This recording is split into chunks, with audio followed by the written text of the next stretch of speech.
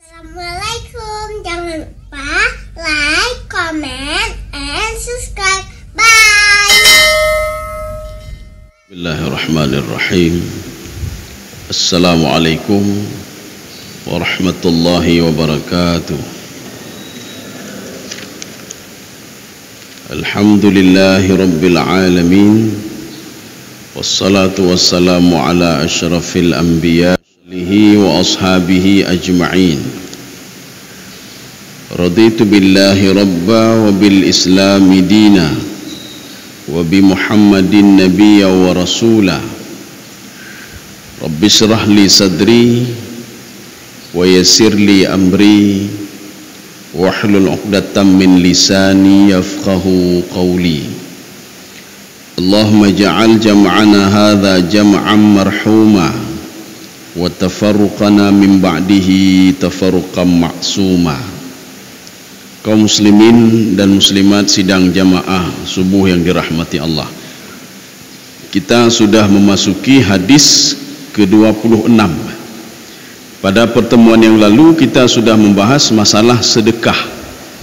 Jadi sedekah itu bukan hanya sedekah harta saja, tetapi dengan seorang bertasbih, bertahmid, tahlil, takbir, itu sudah sedekah. Maka sedekah itu ada 3. Ini secara umum. Yang pertama sedekah qauliyah, sedekah maliyah. Maliyah itu sedekah harta. Yang kedua sedekah qauliyah. Qauliyah itu ucapan yang baik-baik. Kita bertasbih, kita mengajak amar ma'ruf nahi mungkar, itu sedekah. Kemudian yang ketiga sedekah amaliyah. Amal perbuatan kita itu sedekah. Nah, ini salah satunya, ini masuk sekarang pembahasannya. Sedekah amaliyah. Maka sebenarnya sedekah itu sangat luas sekali. Jadi kita jangan berpikir sedekah itu hanya duit saja, hanya mal saja, harta saja. Tapi ada juga sedekah qauliyah yang sudah kita bahas pada pertemuan yang lalu. Sekarang kita masuk sedekah amaliyah. Perbuatan kita itu sedekah. Hadis ini diriwayatkan dari Abi Hurairah radhiyallahu anhu. An Abi Hurairah radhiyallahu anhu qala. Jadi hadis dari Abi Hurairah. Abi Hurairah kalau kita lihat di dalam bahasa Arab itu, orang Arab kalau menggunakan kalimat Abu Sufyan, Ibnu Abbas, berarti itu bukan nama aslinya, Pak. Abi Hurairah, ya. Berarti kalau Ibnu Abbas, beliau adalah anaknya Abbas, anak Abbas, tapi namanya disamarkan, maka lebih terkenal dengan Ibnu Abbas. Abdul Muttalib juga bukan nama aslinya juga, karena dinisbahkan kepada budaknya Muttalib. Abu Hurairah dinisbahkan kepada Hurairah. Hurairah itu Hirun, Hiratun itu kucing, karena beliau suka mulazamah dengan kucing, maka dipanggil oleh sahabat-sahabat lain Abi Hurairah. Ada kakek Nabi. Jadi kebiasaan orang Arab itu pergi berburu. Mereka berburu binatang apa saja. Rupanya kakek Nabi itu ketika dia menombak binatang, yang kena selalu anjing, maka kakek ini dipanggil dengan kilab. Kilab itu jamak dari kalbun, kalbani, kilab. Itu anjing. Bek tajak katanya tabuh cik nanane kilab ni, Pak. Katanya pokon boh nanane kilab, nan cik Nabi kilab cik, Pak. Kilab itu anjing, kalbun, kalbani, kilab. Makanya kakek Nabi yang kelima itu namanya kilab. Kakeknya Aisyah Aminah itu sampai kelima juga kilab. Namanya anjing, kilab. Kenapa? Karena yang dicari binatang buruan, yang kena selalu anjing. Ketika dia menombak itu selalu kena anjing. Akhirnya dia itu ma'ruf dengan nama kilab. An Abi Hurairah radhiyallahu anhu qala. Jadi Abi Hurairah radhiyallahu anhu berkata, qala Rasulullah sallallahu alaihi wasallam. Rasulullah bersabda, kullu sulama minan nasi alaihi sadaqah. Ini ada beberapa pemahaman. sulama itu dia dengan apa rafa di depannya, Pak, dhammah. Sulama itu ada yang mengartikan tulang-tulang yang ada di tangan dan di kaki, ya, Pak. Tulang-tulang yang ada di tangan dan di kaki. Maksudnya apa? Dengan tulang-tulang ini kita bisa bersedekah. Dengan tulang yang di kaki bisa bersedekah. Itu makna yang pertama. Makna yang kedua, yang sulam itu bukan idham, bukan tulang, tetapi mifsal. Mifsal itu apa? Engsel, sambungan-sambungan, Pak. Makanya sambungan tulang kita di seluruh tubuh ini ada 360 sambungan. Kedaya baik pikirnya mentang dua benung, Pak. Ada di dalam tubuh manusia itu semuanya 360 sambungan. Ini maksudnya apa ini? Maka ada dua pemahaman. Setiap sambungan tulangmu itu, maka ini hadis targhib wa tarhib, memberikan motivasi seseorang untuk bersedekah dengan anggota tubuhnya, dengan apapun bisa, dengan lidahnya, dengan tangannya, dengan kakinya, semua bisa, dia bisa bersedekah. Makanya dengan 360 engsel yang ada di dalam tubuhnya, dia bisa bersedekah. Ini makna yang pertama. Maknanya sedekah dengan engsel anggota tubuh itu jenisnya targhib wa tarhib, memberikan motivasi. Satu. Sekarang yang kedua, Allah Subhanahu wa ta'ala ini sebagaimana yang dijelaskan oleh Syekh Saleh Al-Syaikh, Allah sudah menciptakan kamu sebaik-baik bentuk. Ini pemahaman yang kedua. Allah sudah menciptakan kamu sebaik-baik bentuk, merakit kamu sebaik bentuk. Bahkan di dalam tafsir Al-Qurtubi dan dalam tafsir At-Tabari, insya'a rakabaka fi suratin insaniyah, insya'a rakabaka fi suratin dabbah, wa insya'a rakabaka fi suratin hayawaniyah. Kalau Allah mau, kamu bisa dirakit menjadi manusia yang sempurna. Kalau Allah mau, bisa merakit kamu menjadi binatang yang sempurna. Kalau Allah mau lagi, bisa merakit kamu menjadi hewan. Kalau tadi binatang yang dimaksud yang melata di atas tanah, seperti lembu, kameng dan lain sebagainya. Hayawan yang lain lagi termasuk binatang yang terbang. Ini dalam tafsir Al-Qurtubi. Makanya Imam As-Sa'di mengatakan, fahmadillah, kamu hendaklah bersyukur kepada Allah, berterima kasih kepada Allah. Kamu tidak dirakit dalam bentuk rakitan binatang, hanya sama kayak binatang. Kita dirakit dengan fi ahsanit taqwim. Maka Syekh Al-Syaikh mengatakan, apakah kamu tidak bersyukur dengan tulang-tulang kamu yang diciptakan oleh Allah, engsel tulang, 360 engsel tulang. Sebenarnya dengan penciptaan itu saja kamu harus bersyukur kepada pemberi nikmat itu sendiri. Maka kalau kita melihat pendapat Syekh Saleh Al-Syaikh, kita harus merujuk ke dalam pendapat Imam Al-Ghazali.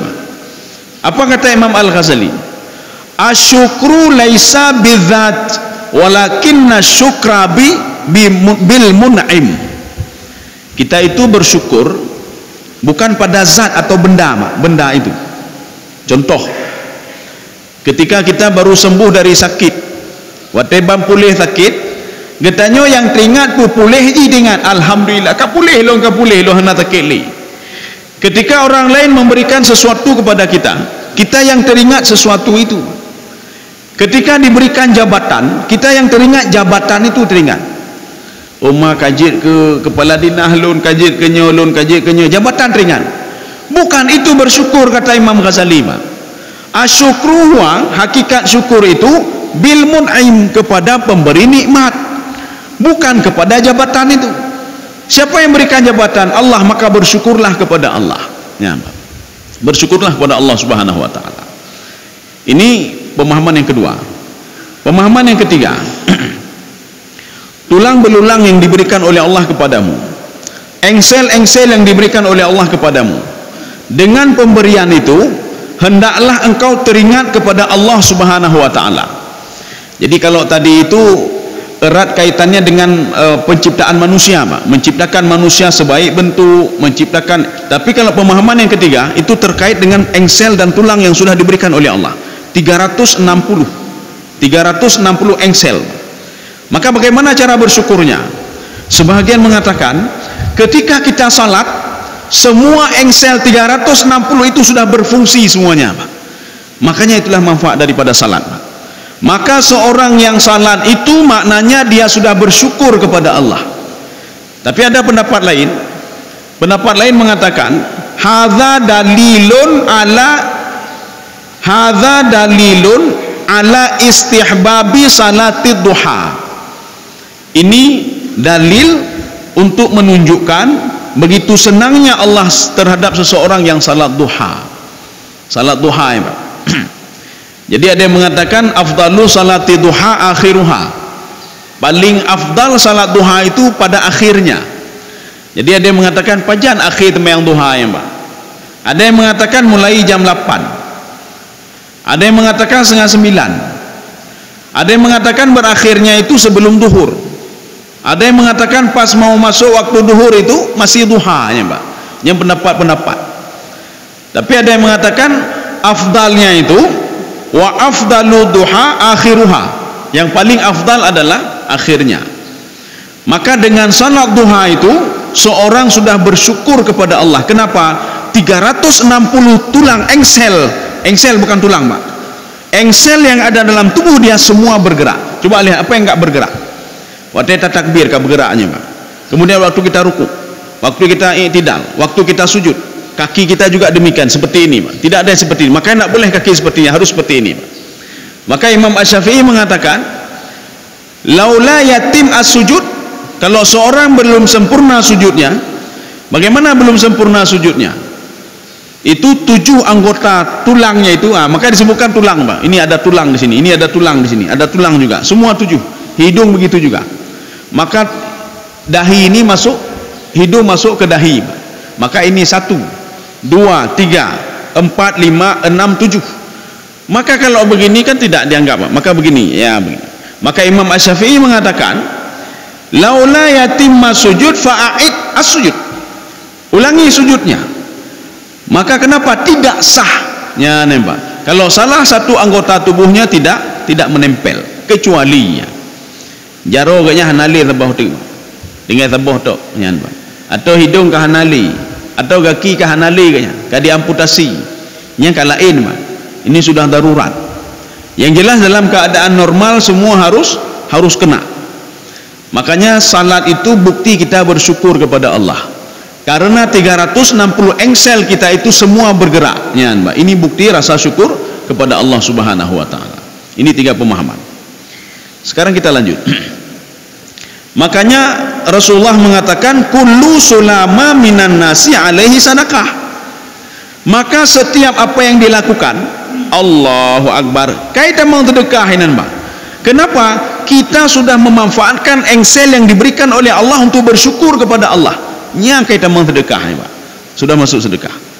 Tapi jangan salah nanti. Sebagian orang menggunakan engsel ini untuk ambil punya orang lain. Sebagian digunakan oleh Allah engsel mulut ini untuk ngomongin orang lain. Sebagian orang diberikan engsel di dalam tulang-tulangnya untuk makan yang haram. Sebagian orang diberikan engsel di kakinya untuk mencari barang-barang yang haram. Nyanyo kala ilom, Pak. Maka dia akan dituntut oleh Allah Subhanahu wa taala. Setiap anggota tubuhmu, 360 engsel dalam tubuhmu akan aku mintai pertanggungjawaban satu-satu, kata Allah. Kabeh kita nyoba. Maka kalau kita berbuat maksiat kita itu bukan mencuri saja. Engsel yang ada untuk ini akan dimintai pertanggungjawaban. Ketika kita ambil, ketika kita makan yang haram, kita mengkonsumsi yang haram, kita pergi ke tempat yang haram dan lain sebagainya, mendengar yang haram, maka 360 engsel itu akan dimintai pertanggungjawaban oleh Allah Subhanahu wa taala. Menyot mecu mentah napa pubakannya lentu tagap kenyan mentang mandu meleke pertanggungjawaban. Maka sebaliknya, kalau kita menggunakan kepada hal-hal yang baik, amar ma'ruf nahi mungkar dengan mulut ini, dengan tangan ini kita bersedekah atau kita membantu orang lain, setiap itu mengandung sedekah pahala kajai katanya, Pak. Cukup jai pahala katanya, Pak. Tak melangkah bak masjid, engsel ini bergerak. Makanya kullu khutwatin nyan, Pak. Nanti ada yang bertanya, kenapa setiap langkah ke masjid dapat 10 kebaikan dan diangkat 10 diberikan 10 kebaikan, diangkat 10 kejahatan? Karena ketika kita berangkat dari masjid, engsel bergerak semuanya, Pak. Engsel bergerak. Memang belum lengkap. Ketika lengkap kapan? Ketika manusia itu salat, Pak. Dia salat, baru lengkaplah 360 engsel itu semua bergerak. Maka pahalanya lebih banyak lagi. Maka setiap seorang itu datang dari rumah, dia datang ke masjid, engselnya bergerak. Setiap bergerak engselnya akan diberikan pahala oleh Allah. Maka diberikan 10 kebaikan dan diangkat 10 kejahatan. Makanya sahabat yang dekat-dekat dengan masjid, gaknya geputar-putar ini Pak masjid, Pak. Geputar kena, putar gede, baru kita mau dalam masjid. Kenapa? Supaya banyak langkah. Ya. Gedanya rumah kaji tamita jalan yang bagah tolong tol masjid ni, Pak. Yang bagah tol. Maka yang tolnya yang hek gedanya, Pak. Kadang-kadang yang hanaci kejak masjidnya, Pak. Yang hek, Pak. Padahal pahalanya bisa banyak kalau dia berputar-putar dulu di masjid. Tapi habis putar-putar masjid rumah lah, Pak. Yang guru haji pun putar-putar masjid ni. Tadanya hai hom jak nengku. Supaya le pahala putar-putar masjid. Habis putar masjid, ya rumah. Hana ke semayang aja. Lu putar-putar mentok. Lu pegah li dengku, lu putar-putar masjid supaya le pahala. Rupanya hana ke semayang ya, Pak. Ya sama saja. Kaum muslimin sedang jemaah yang dirahmati Allah Subhanahu wa taala. Makanya setiap itu mengandung nilai sedekah. Salah satunya apa? Ya ini. Ini namanya yang akan kita baca sekarang adalah sedekah amali namanya, Pak. Sedekah amaliyah. Maka sedekah kan 3 tadi, Pak. Ada sedekah maliyah, sedekah harta.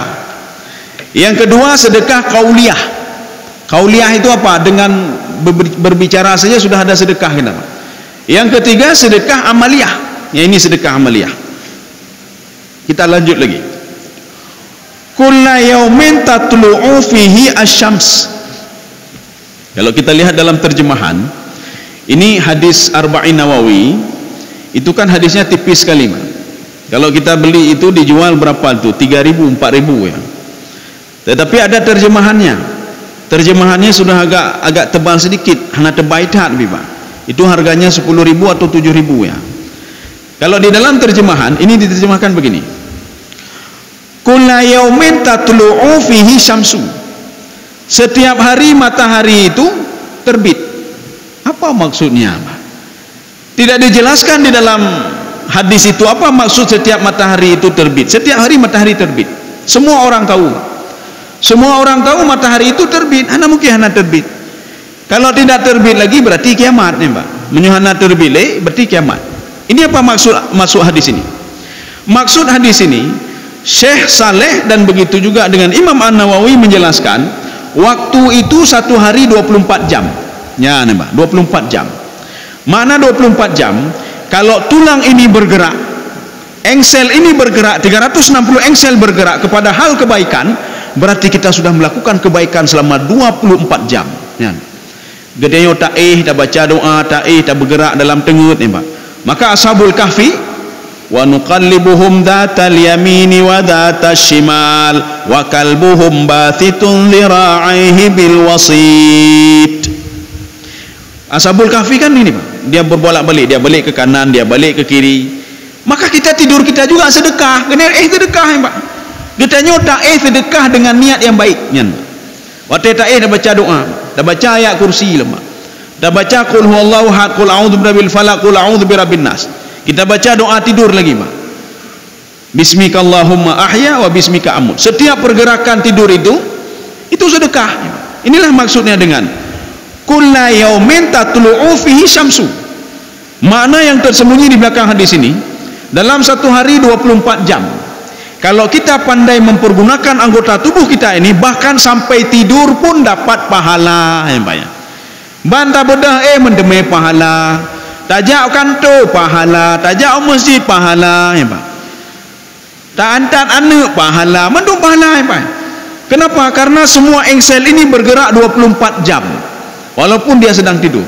Tapi kebalikannya, ketika kita itu bantah bedah tak temena agop, bantah bedah tak pegawai maksiat, bantah bedah tajak bertempat maksiat, bantah bedah tak kalian maksiat, bantah bedah tak cuat agop, ya, Pak. Maknanya 24 jam kita sudah berdosa, ya, Pak. Makanya nanti waktu kita lihat, hai pakan letat de calon lagau, ya, Pak. Kenapa banyak sekali dosa saya? Memang kalau kita merujuk, ada kata Imam An-Nawawi, ada beberapa hadis yang dikutip, termasuk ada di dalam tafsir Sawi, Pak. Kita punya dua malaikat, Raqib, Atid. Ada yang mencatat kebaikan, ada yang mencatat keburukan. Ketika seseorang akan berbuat kebaikan, malaikat langsung mencatat kebaikan. Tapi ketika kita berbuat kejahatan, maka disuruh tunggu dulu 7 saat, 7 jam, ya, Pak. 7 jam. Apa maksud 7 jam di sini, Pak? Malaikat sebelah kanan mengatakan la taktub, jangan kamu tulis dulu sampai berlalu sampai 7 jam. Kemungkinan kalau dia bertobat atau dia berbuat kebaikan, maka jangan kamu tulis kejahatan dia tadi. Ya, ini kalau sesuai dengan penjelasan para ulama tafsir dan hadis, Pak. Ada dikutip dari hadis Rasulullah sallallahu alaihi wasallam.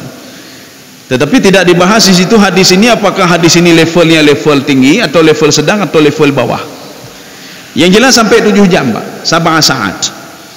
Kaum muslimin sedang jemaah dirahmati Allah. Ini yang dimaksudkan dengan kulla yaumin tatlu'u fihi syamsu. Setiap hari matahari terbit. Ya, nih, Pak.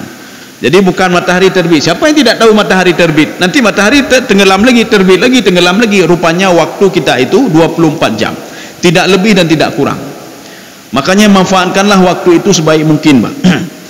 Maka di dalam Imam Ghazali mengatakan begini, waktu tidak lebih tidak kurang. Kalau sudah 24 jam, tidak ada 25 jam, tidak ada 23 jam. Sesusah apapun seorang itu, sesempit apapun dia, waktu tetap 24 jam. Hana berbeda hana aja, Pak. Ita mau la watelo, ita mau la uro bertambah lagi, Pak. Umum bertambah lagi. Tidak kurang dan tidak lebih dari 24 jam, ya, Pak. Maka oleh karena itu, manfaatkanlah setiap waktu-waktu itu supaya diberikan keberkahan oleh Allah Subhanahu wa taala. Bagaimana keberkahan, Pak? Maka Imam Al-Ghazali memberikan solusi-solusi. Perbanyaklah baca Al-Quran. Dengan baca Al-Quran, rahmat Allah akan datang kepadamu, keberkahan akan datang kepadamu. Makin banyak baca, makin berkah. Keberkahan terus berkah. Apa maksud berkah? Berkah itu waktu sempit, waktu sedikit, tetapi kita bisa melakukan aktivitas apa saja. 24 jam, bahkan Mbak Gedanyo lebih waktu yang, Pak. Tetapi 24 jam bagi orang pembuat maksiat tidak cukup waktu itu, Pak. Katanya akibat nengku nacan, hanacan saja itu tak lu ni, Pak. Hanan sewate kan, Pak. Untuk buat maksiat enggak cukup waktu ni, Pak. Enggak cukup waktu. Dapakah teman yang tubuh ya, ada teman yang tubuh. Malung tibuk dah ni. Saya sibuk sekali. Ada waktu untuk ini, waktu ini. Walaupun sudah dia bagi jadualnya, Pak. Sekidul sudah dia bagi. Gejak kena 3, gejak kedai 3. Menyojud ke tamah wate ke melekai ba Allah tamah wate jid 20 jam. Jid 50 jam, Pak. Tapi tidak. Waktu tetap 24 jam. Tapi bagi orang yang taat kepada Allah, salah satunya, Pak, membaca Al-Quran. Nanti ada juga yang lain, Pak. Ada juga yang lain. Salah satunya membaca Al-Quran. Dengan seorang membaca Al-Quran akan diberikan keberkahan oleh Allah Subhanahu wa taala. Berkah umurnya. Jadi makna berkah umur, walaupun katanya karak meninggal dunia, tetapi hal-hal kebaikan yang terus ada dalam umur itu, Pak. Untuk apa umur kita panjang, tetapi dalam panjang jangka waktu itu kita terus berbuat maksiat? Maka yang kita minta adalah keberkahannya, Pak. Kaum muslimin sedang jemaah yang dirahmati Allah. Waktu 1 jam, ya, Pak. Tetapi berkah. Jid apa pegatnya, mandum bereh, mandum jid. Ini waktu 2 jam, 3 jam, tapi semua nak selesai, Pak. Ini nak selesai, itu nak selesai, semua nak selesai, Pak. Itu makna keberkahan dalam teorinya Imam Al-Ghazali. Sekarang Rasulullah mengatakan ini sedekah itu apa? Makanya 24 jam itu ada pahala selalu, Pak. Tidur-tidur mendemai pahala, bedah pahala lembak, tengut-tengut pahala lembak, mandum pahala katanya, firatadu pi pahala, hana tapegah apa tapu pi pahala, Pak. Kenapa pahala? Dan hati kita sudah main, ya, Pak. Nyangka pahala lah. Hati kita main sudah pahala, Pak. Ini namanya ibadah kalbiah namanya, Pak. Tidak ada duduk tanitnya, ya Allah lun akan lun bantunya, akan lun peganya, lama hati, Pak. Kan demi pahala. Makanya tidurnya orang puasa itu, walaupun hadis ini dhaif, ya, tidurnya orang puasa itu adalah ibadah. Maksud ibadah apa? Daripada dia berbuat maksiat, daripada lihat maksiat, lebih baik tidur saja. Tidurnya saya ibadah. Makanya syaitan itu tidak berani membangunkan, mengganggu orang ahli ibadah yang sedang tidur. Kenapa tidak berani dia bangunkan? Kalau dia bangunkan, ahli ibadah ini apa yang dia lihat, dia cegah perbuatan keji dan mungkar dan lain sebagainya. Iblis tidak tahu kalau tidurnya juga ibadah, ibadah bagi diri dia sendiri. Kalau beliau bangun, ibadah untuk diri sendiri dan untuk orang lain. Maka iblis takut sekali terjaganya orang ahli ibadah. Haibek karu-karu ibadah ahli ibadahnya, pupu yang kalian nanyo kagak jegah mendung kanya. Lebih baik bah dengar mentang ile. Ini iblis.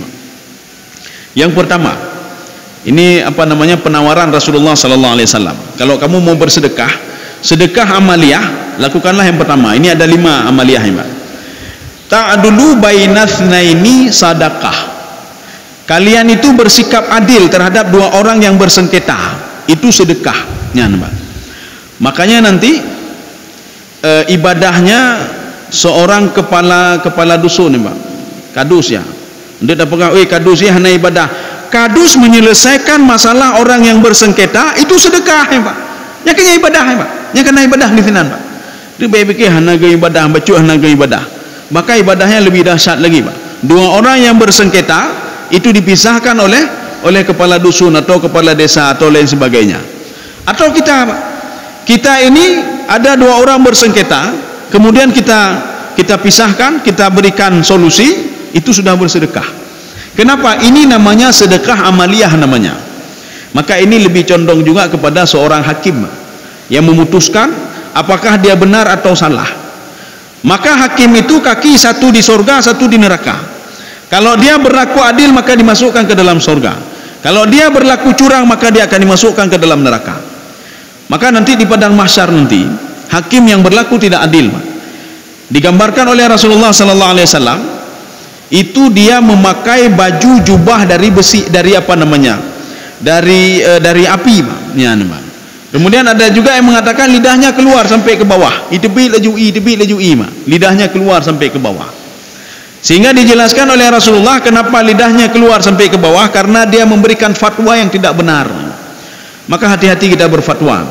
Hati-hati ketika seorang datang kepada kita meminta pakiban hukumnya, menyohana tepu, tak pegah hana tepu, menyoh tepu sebatas ilmu katanya, tak pegah sebatas ilmu, Baik lagi Yahudi, Bagaimana Yahudi, Bani Israel itu ada 4. Yang pertama, man arafat Taurat, ini versi tafsir Al-Baydawi. Man arafat Taurat wa amila biha.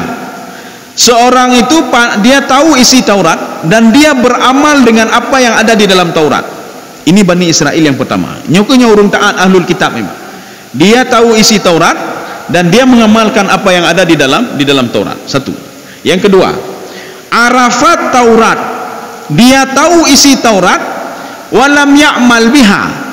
Dia tidak beramal dengan isi Taurat. Dalam Taurat mengatakan begini, dalam Taurat mengatakan ini haram, ini tidak, tapi dia tidak mengamalkannya.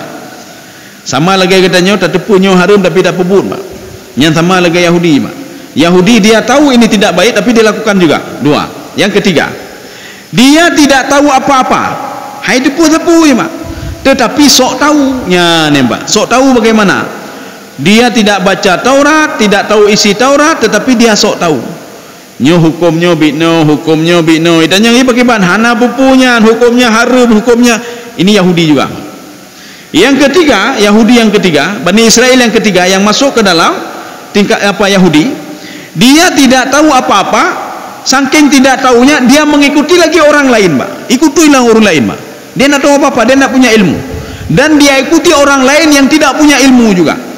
Maka bahaya lagi, Kita sudah tidak tahu bagaimana cara berwudu, mengikuti orang yang tidak tahu lagi bagaimana cara berwudu.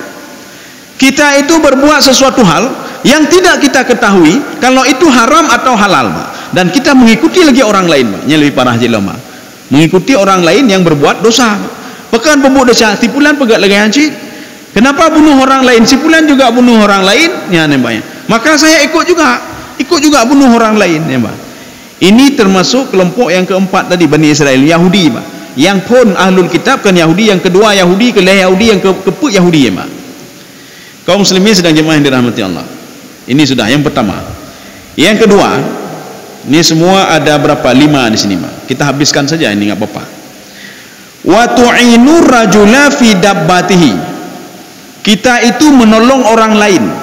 Jadi kalau tadi memisahkan 2 orang bersengketa, itu sudah sedekah. Ini kalau ingin cari bagaimana cara bersedekah, ya, Pak. Yang kedua, wa tu'inu rajula fi dabbatihi. Kita itu menolong seseorang ketika dia ingin memindahkan barangnya ke mobil atau kendaraannya, atau menurunkan barang dari mobil atau kendaraannya. Fatahmilu lahu 'alaiha. Kita ambil barang, Pak, kita pindahkan ke atas mobil dia, atau kita pindahkan ke atas pundak dia. 1. Selanjutnya au tarfa'u lahu 'alaiha. Fatahmilu lahu 'alaiha, kamu membawakan. Ya, ini membawakan satu, Pak. Tamai tidak ada bantu, Pak. 1. Yang kedua, menaikkan ke atas kendaraannya, apakah ontanya, mobilnya, kendaraan roda 2-nya, atau ke atas punggungnya. Itu juga sedekah. Maka seorang ingin mencari sedekah, Pak, bantulah orang lain, Pak. Tangkenya sedekah, Pak. Sudah 2. Sekarang yang ketiga, wal kalimatut thayyibatu sedekah. Kalimat yang baik-baik keluar dari mulut itu sedekah. Ini 3, Pak. Dan kebalikannya, menyuta temenak berarti dosa, Pak. Dan temenak juga dosa. Tetapi kalau keluar kata-kata yang baik, itu sedekah. Ini banyak versi. Ada yang mengatakan kalimat thayyibah itu apa? Subhanallah, alhamdulillah, wa la ilaha illallah, Allahu akbar, wa la haula wa la quwata illa billahil aliyil azim. Bengah-bengahnya kata sedekah ini, Pak. Kenapa? Karena kita sudah bertasbih, bertahmid, takbir kepada Allah, dan tahlil lagi, Pak. La ilaha illallah, Pak. Kita sudah tahlil. Itu sedekah. 1. Yang kedua, ada yang mengatakan kalimat thayyibah itu ketika seseorang tidak menyakiti perasaan orang lain, itu sudah kalimat thayyibah. Ya, dia ngomong baik-baik, mengajak baik-baik, itu kalimat thayyibah. Ada yang mengatakan kalimat thayyibah itu Al-Qur'an, ya, Pak. Seorang yang membaca Al-Qur'an berarti sudah bersedekah dia hari ini. Nyo katanya peng pihana, sapu pihana, kakek baca Quran mana? Baca Quran sudah bersedekah. Bersedekah untuk siapa? Untuk diri kita sendiri. Berarti sudah 3. Kemudian yang keempat, wa bikulli khutwatin tamshiha ila salah sadaqah. Setiap langkah kita dari rumah pergi ke masjid itu sedekah. Oh, taik kendaraan bagi ban, berputarnya roda itu sedekah. Ya, nih, Pak. Tajak dengan tapak sedekah. Maka jika menyotajak dengan tapak kah trip truk. Walaupun trip truk, setiap langkah itu dianggap kullu khutwatin. Khutwah itu langkah, Pak. Langkah 1, 2, 3 sampai ke masjid, maka dianggap sedekah. Sedekah yang dimaksud ini kita sudah mensedekahkan untuk diri sendiri supaya Allah mengangkat 10 kejahatan kita dan memberikan 10 kebaikan. Ya, nih, Pak. Orang yang berangkat ke masjid. Makanya nanti kata Ibnu Abbas, ketika di hari kiamat nanti, yauma idzin tuhadditsu akhbaraha. Ini kalau versi tafsir Ibnu Abbas. Ibnu Abbas mengatakan, al-ardu tashhadu alaihim. Itu tanah-tanah itu, ini versi Ibnu Abbas ya. Kalau versi tafsir lain bukan begitu ya. Kalau versi tafsir lain, tangan ini bersaksi, kaki bersaksi, tiang-tiang ini bersaksi, sajadah bersaksi. Tapi Ibnu Abbas mengatakan al-ardu tashhad. Tanah itu bersaksi. Ketika kita berangkat ke masjid, dia menjadi saksi. Kalau kita melakukan ibadah salat, dia sebagai saksi. Tanah itu juga bersaksi kalau kita berbuat maksiat, maka tanah itu bersaksi, ya Allah, si fulan ni pegang mati, dia tehlun ya Allah. Makanya dalam sebuah riwayat, tanah pernah mengeluh kepada Allah, mengeluh begini, ya Allah, gara-gara manusia berbuat dosa di atas saya, imbasnya saya ya Allah. Gara-gara mereka berbuat dosa, nepanco bumo kenang lon, ya Pak. Gara-gara kaum Nabi Lut berbuat dosa, ngangkatnya nehantam lon, nehantam ya Allah. Saya tidak mau ya Allah, ya Pak. Maka ketika itu Allah Subhanahu wa taala, wa ja'alna fiha rawasiya syamikhat. Maka supaya bumi ini tidak goyang, dia goyang nih Pak, goyang ya. Maka supaya tidak goyang, maka diberikanlah paku oleh Allah Subhanahu wa taala. Paku yang dimaksud adalah al-jibal, gunung-gunung Pak. Gunung-gunung ini bukan berarti apa namanya, oh tak kalian dihiwati umat tinggi Pak, ke bawah makin jauh lagi Pak, ke bawah dia makin jauh lagi. Ini kalau gunung Pak. Gunung kalau kita lihat tingginya sekian ribu meter. Rupanya ke dalam lebih daripada sekian ribu meter lagi, Pak. Lagi giga orangnya, Pak. Iga katanya waktu bacut lagi. Rupanya udah dalam naci udah lama. Walaupun gigi sudah patah, tetapi di dalam masih ada. Maka inilah Allah katakan, kalau saya ingin mengkiamatkan itu, saya copot saja gunung itu, Pak. Maka lain akan bergerak semuanya. Kalau kita ingin tahu bagaimana gambaran yang digambarkan oleh Allah, copot saja satu gigi, Pak. Copot saja satu gigi. Ketika gigi dicopot, maka di tengah kan tidak ada lagi gigi, Pak. Akarnya tidak ada lagi. Maka gigi yang lain itu akan bergeser, Pak. Sehingga tidak hana rata nih, Pak. Demikian pula ketika hari kiamat. Dicabut gunung itu, maka yang lain sudah mulai bergeser, Pak. Bergeser. Maka Allah Subhanahu wa taala memerintahkan kepada bumi, kamu tenang saja kamu. Nanti sudah waktunya saya cabut kembali paku-paku ini, gunung-gunung ini, terserah kamu mau buat apa. Mau meledakkah kamu, mau membuka lempenganmu, terserah. Mau kamu akhrajil ardu afqalaha, mayat-mayat kamu keluarkan, terserah kamu, kata Allah Subhanahu wa taala. Kaum muslimin sedang jemaah yang dirahmati Allah. Maka versi tafsir Al-Baydawi yang dimaksud di sini Imam Ibnu Abbas, yauma idzin tuhadditsu akhbaraha, tanah itu nanti bersaksi di depan Allah Subhanahu wa taala. Tanah bersaksi. Tapi kalau tafsir lain mengatakan bukan tanah tetapi tiang. Kita salat, Pak, tiang bersaksi. Sebagaimana pihak kepolisian kalau ingin mencari saksi, pertama sekali yang dicari kasih di jari, Pak. Yang ada di dinding, yang ada di sajadah dan lain sebagainya. Dia tidak nanya dulu pada orang lain, dia periksa dulu, Pak, di kaca. Makanya pihak kepolisian bertanya, kepada kaca dia tanya, kepada dinding dia tanya, kepada sajadah ditanya, kepada hal-hal yang benda mati ditanya, Pak. Tetapi nanti di hari kiamat, hana pelajari dia sendiri yang bersaksi, Pak. Tiang ini yang bersaksi, Pak. Yauma idzin tuhadditsu akhbaraha. Dia yang bersaksi. Ya Allah, betul si fulan hana itu mayang. Betul si fulan pegang matiut, ya, Pak. Ini berarti sudah keempat. Ini yang terakhir, yang kelima. Ya, jadi yang kelima ngapain tapi juga. Wa tumitul adza anitariqi sadaqah. Memindahkan duri di jalan itu sedekah. Yang paling simpel dah, Mbak. Maka Rasulullah mengatakan 24 jam waktumu ada waktu untuk bersedekah. Maka jangan salah-salah nanti, Pak. Jangan sampai 24 jam itu berbuat maksiat. Kalau 24 jam berbuat maksiat, maka akan dimintai pertanggungjawaban oleh Allah Subhanahu wa taala setiap yang bergerak dari anggota tubuh kita ini, Pak. Tulang-tulang ini, Pak. Engsel ini 360 engsel yang akan dimintai pertanggungjawaban oleh Allah Subhanahu wa taala. Memindahkan duri di jalan. Makanya begini, ada satu konsep Imam Ghazali, kita tidak tahu dari mana rahmat Allah itu datang. Hanya itu deh, Pak. Rasulullah kan pernah ngomong sama sahabatnya. Rasulullah mengatakan kepada sahabatnya, amal ibadahmu tidak menjamin kamu masuk ke dalam surga. Salatmu tidak menjamin, tahajudmu tidak menjamin, hajimu, umrahmu tidak menjamin. Sahabat bertanya, wala anta ya Rasulullah, termasuk engkau ya Rasulullah? Ya, termasuk saya, kata Rasulullah. Salat saya tidak menjamin saya masuk ke dalam surga. Tahajud saya tengah malam sampai subuh tidak menjamin saya masuk ke dalam surga. Sahabat makin heran, Pak. Demikian untuk apa ada sembahyang? Kalau seandainya salat itu tidak menjamin masuk dalam surga, untuk apa salat? Untuk apa bayar zakat? Untuk apa haji? Untuk apa umrah? Maka sahabat bertanya, ya Rasulullah, yang memasukkan seorang ke dalam surga apa juga ya Rasulullah? Dijawab oleh Rasulullah, rahmat Allah. Maka makin bingung lagi, Pak. Kalau seandainya rahmat Allah membuat kita masuk ke dalam surga, untuk apa kita salat? Untuk apa puasa? Kita cari saja rahmat Allah, ya, Pak. Rupanya rahmat Allah itu kita kalau ingin cari ada di dalam salat, ada di dalam puasa, ada di dalam haji, ada di dalam umrah. Cuma kita tidak tahu rahmat Allah itu datang di mana. Apakah ketika kita sedang salat, apakah ketika kita haji, ataukah umrah, ataukah hal-hal yang kecil, memindahkan duri di jalan. Kita tidak tahu, Pak. Maka ketika Allah perintahkan salat, salatlah. Kenapa? Kita tidak tahu. Mungkin disitulah rahmat Allah datang, rahmat Allah.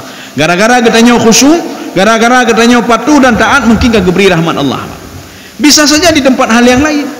Maka Allah mengatakan wasari'u ila maghfiratin min rabbikum. Buatlah kebaikan apa saja, termasuk salat, termasuk bangun tengah malam baca Quran. Buatlah apa saja. Kenapa? Mudah-mudahan dengan kegiatan yang kamu lakukan itu, ibadah yang kamu lakukan itu, maghfiratin minallah, bisa mengampuni kamu, bisa mendapat ampunan dari Allah. Itulah rahmat namanya, Pak. Maka nyuruntanya kepuh dah sembahyang, kita tidak tahu, mungkin di salat itu ada rahmat Allah, nyan, Pak. Mungkin rahmat Allah datang waktu kita sedang salat. Mungkin rahmat Allah datang waktu kita sedang puasa dan lain sebagainya. Makanya Imam Al-Ghazali ya, pada suatu hari ketika beliau sudah wafat, meninggal dunia, waktu itu murid-murid beliau berdoa kepada Allah, titik malam berdoa, ya Allah nempa merempak lun nganggure, ya Allah nempa merempak lun nganggure, ya Allah. Berdoa sampai Pak. Lagi kita ada berdoa nempa merempak lun dengan Nabi Muhammad, ya Allah. Dengan Nabi Muhammad mentang jut dan merempak pula dengan para apa namanya, para alim-alim ulama lain, Pak. Imam Al-Ghazali kan alim ulama beliau. Beliau karangannya banyak sekali, ibadahnya luar biasa, tahajudnya luar biasa.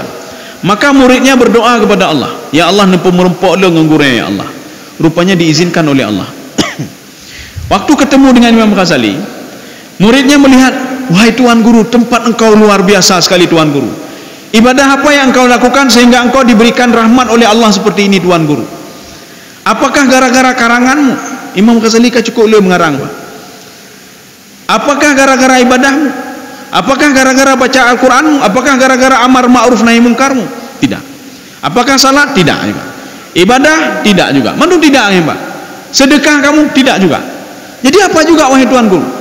Coba engkau ajarkan saya supaya saya amalkan ibadah itu dan saya juga bisa dapat rahmat Allah seperti engkau. Bukan pada salat saya rupanya dapat rahmat Allah. Rupanya kata Imam Ghazali, ketika pada suatu malam saya sedang menulis kitab, geculok oleh tinta getulis, geculok oleh tinta getulis. Rupanya ada seekor az-zubab. Zubab ini lalat, Pak. Dia minum tinta saya. Saya biarkan dia, fataraktu hatta rawiyat. Saya biarkan dia sehingga dia kenyang dengan tinta saya. Fasyakarallah. Jadi rupanya apa namanya, binatang tadi itu, lalat tadi, dia bersyukur kepada Allah. Alhamdulillah, ya, Pak, bersyukur. Disitulah dapat rahmatku dan dapat rahmat dari Allah kepadaku, kata Imam Al-Ghazali, Pak. Sehingga saya diberikan seperti ini oleh Allah Subhanahu wa taala. Maka rahmat Allah, kita tidak boleh meremehkan amal ibadah orang lain, Pak. Dapatlah ia dengkui ibadah dan teputan, Pak. Tidak boleh kita remehkan. Mungkin ada ibadah kecil beliau yang beliau lakukan kontinu terus sampai beliau meninggal dunia, Pak. Beliau yang bisa lakukan apa? Geduk bak masjid, astagfirullah, astagfirullah, subhanallah, alhamdulillah. Biar enggak wow, ya, Pak. Lehan aku tepu. Lagi pemuda yang sudah pernah kita ceritakan, dia dua yang dia lakukan, salat fardu dan puasa Ramadan. Tetapi Rasulullah mengatakan, kamu bersama saya di dalam surga, kata Rasulullah sallallahu alaihi wasallam. Kamu bersama saya di dalam surga. Ibadahnya kan cuma sedikit, Pak. Rupanya ada hal-hal lebih pada pemuda ini, ya. Ada hal-hal lebih walaupun cuma dua amal ibadahnya. Ini hadis ini diriwayatkan oleh Al-Bukhari wa Muslim. Apa maksudnya? Ada hadis riwayat Bukhari saja, ada Muslim saja, ada Al-Bukhari wa Muslim. Hadis ini kalau kita buka di dalam riwayat Muslim juga ada hadis seperti ini. Kalau kita buka di dalam riwayat Al-Bukhari ada hadis seperti ini. Maka dibuatnya rawahu Al-Bukhari wa Muslim. Bukhari Muslim. Ya, Pak. Mudah-mudahan ada manfaatnya bagi saya sendiri dan jemaah sekalian. Subhanakallah bihamdika, asyhadu an la ilaha illa anta, astaghfiruka wa atubu ilaik. Assalamualaikum warahmatullahi wabarakatuh.